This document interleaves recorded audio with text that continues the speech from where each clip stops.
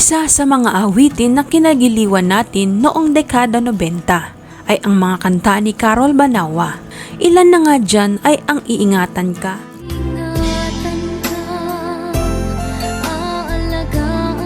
Bakit Di Totohanin,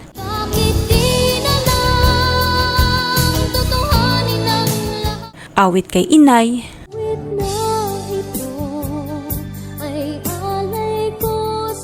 Stay,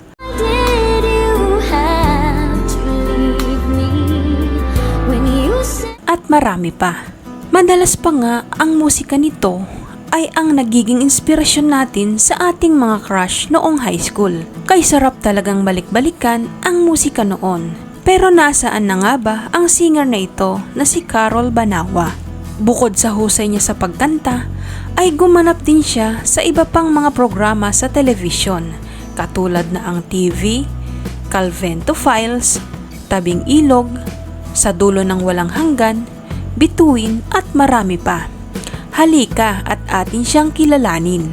At bakit nga ba sa kalagitnaan ng kanyang kasikatan noon ay bigla na lang siyang nawala sa music industry at tinalikuran ang namamayagpag niyang karera? At ano na ang kanyang pinagkakaabalahan ngayon? Pero kung bago ka pa lang sa aking channel, ay hinihiling kong mag-subscribe ka na. Pindutin mo na din ang notification bell para lagi kang updated sa mga video na gaya nito. Si Carol Banawa o Carol Claire Aguilar Banawa sa tunay na buhay ay ipinanganak noong March 4, 1981 sa lungsod ng Pasay. Ang kanyang mga magulang ay si Ginoong Albino Banawa at Ginang Cirila Aguilar. Sila ay tatlong magkakapatid at ito ay sina Alexander, Carol at Cherry. At dito ay napagdesisyonan ng mga magulang ni Carol na isama sila sa Saudi Arabia at masaya silang namuhay doon. Sa murang edad nito ay nakitaan na siya ng husay sa pag-awit. Dito na siya nagsimulang mangarap. Kaya naman sa pagbabalik ni Carol sa Pilipinas ay ipinagpatuloy niya ang kanyang mithiin sa buhay. Dahil sa support ng kanyang mga magulang ay lakas loob niyang ipinamalas ang kanyang talento sa tuwing may kasiyahan. At sa kalaunan ay lalo pang nahasa ang kanyang talento hanggang sa siya ay sumali na sa mga singing contest at pinalad naman itong manalo. Sa kabila ng pagiging abala nito sa kanyang karera, ay di naman niya pinabayaan ang kanyang pag-aaral. Nag-aral siya sa St. Bridget's College sa Batangas City noong mag-kinder si Carol at hanggang sa makatungtong ng grade 4. At noong tumungtong siya ng grade 5 ay nagdesisyon ang kanyang pamilya na ilipat siya sa St. Bridget's School sa Quezon City at hanggang sa siya ay makatapos ng high school.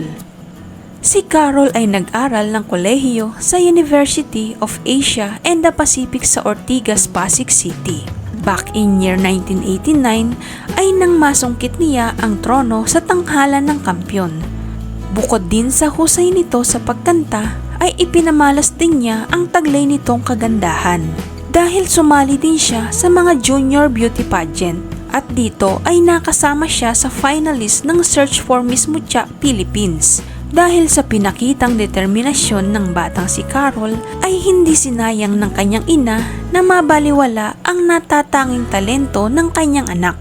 Kaya naman ay isinabmit ang kanyang mga audition tapes sa studio at sa kalaunan ay nagbunga ang pagsusumikap nito. Dahil inimbitahan si Carol na maging bahagi sa palabas na ABS-CBN na children-oriented show na Ang TV noong 1994. At dito ay nakasama niya sina Paulo Contis, Patrick Garcia, Cheska Garcia, Camille Prats, Sara Geronimo at marami pa. At taong 1995, si Carol Banawa ay isa sa mga naging pangunahing performer at naging host ng TV variety show na ASAP. At dito ay nakasama niya sina Sara Geronimo, Gary V, Paps Fernandez at marami pa. Dito ay lalo pa siyang nakilala ng husto ng mga tao dahil sa boses na gininto ang tinig.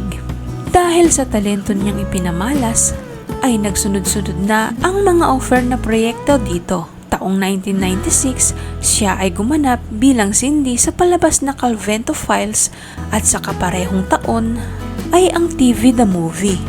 At sa edad na 19, siya ay napabilang naman sa noon ay patok na teen drama series na Tabing Ilog. Dito ay nakasama niya sina Patrick Garcia, John Lloyd Cruz, Jody Santa Maria, Paula Peralejo, Baron Geisler, Marvin Agustin at marami pa. At di rin naman maikakaila na dahil sa angking ganda at talented na si Carol, ay di maiwasan ang magkaroon ng tigahanga. At dito ay napabalita na unang aktor na naling kay Carol ay si Paulo Contis. Subalit masyado pa daw itong bata para pasukin ang seryosong love life. Taong 1997 ay nang pumirma si Carol sa Star Record at dito ay inirelease at naging mabenta ang kanyang mga album ng mga iba't ibang hit song na pumukaw sa mga tigapakinig. Ang ilan na nga dito ay Ang Iingatan Ka, Muntik na Kitang Minahal, Stay at marami pa. Dahil sa husay na ipinamalas nito sa pagkanta, siya ay umani ng samot-saring parangal.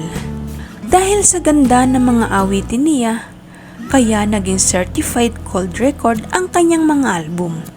At nakabilang siya sa Best Pop Female Vocal Performer sa Katha Music Award noong 1999. At sa kaparehong taon din ay nagawaran siya ng silver sa Shanghai Song Festival. At taong 2001 ay nagawaran siya sa Record of the Year para sa kantang Iingatan Ka, Most Promising Host Entertainer Award sa People Choice Award. Naging Platinum Record Award for Self-Titled Album, Carol at marami pa. Subalit sa kabila ng pag-usbong ng karera ni Carol, ay nabalutan naman ng kalungkutan ang kanyang puso. Dahil noong taong 2003 ay isang trahedya na hindi inaasahan ang gumulantang kay Carol at sa kanyang pamilya sapagkat ang kanyang kuya na si Alexander at ama nito na si Albino ay nabiktima ng carbon monoxide habang natutulog sa loob ng nakaparada nilang sasakyan. Ngunit ano nga ba ang carbon monoxide? Ito ay isang uri ng gas na odorless at colorless. Mabilis itong nag-e-evaporate, subalit mas mapanganib ito kapag ikaw ay nasa isang kulob na lugar at walang hangin na nagsisirculate palabas. Kapag may leak ang sasakyan ay maaari itong pumasok sa loob at maaaring bawian ng buhay agad-agad. Kaya naman napakadelikado ng pagtulog sa isang sasakyan habang nakastop ito at nakaandar ang makina. At hindi ito advisable para sa kalusugan ng tao. Dahil sa pangyayaring ito ay binawian ng buhay ang kanyang kuya at ang kanyang ama ay nakaligtas sa nasabing insidente. Mahirap man sa kalooban ni Carol na iwan ang kanyang nasimulang proyekto. Subalit mas pinili niya na alagaan at pagtuunan ng atensyon ng medikal ang kanyang ama. Dahil na-survive man ang buhay nito sa aksidente, hindi naman ito tuluyang nakarecover dahil naparalisa ang buong katawan nito na ang tanging paraan ay madala sa Amerika upang siya ay magamot. Kaya naman din nagdalawang isip si Carol na lumipad patungang US at isinakripisyo niya ang kanyang karera sa Pilipinas. Dito na rin sila nanirahan at hanggang sa makilala niya si Ryan Crisostomo na kasalukuyang nagtatrabaho sa military na siyang nagpatibok ng kanyang puso at sa kalaunan ay nakatuluyan niya. Nagbunga ang kanilang pagmamahalan na pinangalanan nilang Chelsea at Trevor at taong 2012 ay pumanaw ang kanyang ama at di naglaon ay nagdesisyon na din siya na muling bumalik sa pag-aaral at hanggang sa nagtapos siya noong 2018 bilang Associate Degree in Nursing sa Virginia Community College at nakamit niya ang titulong cum laude.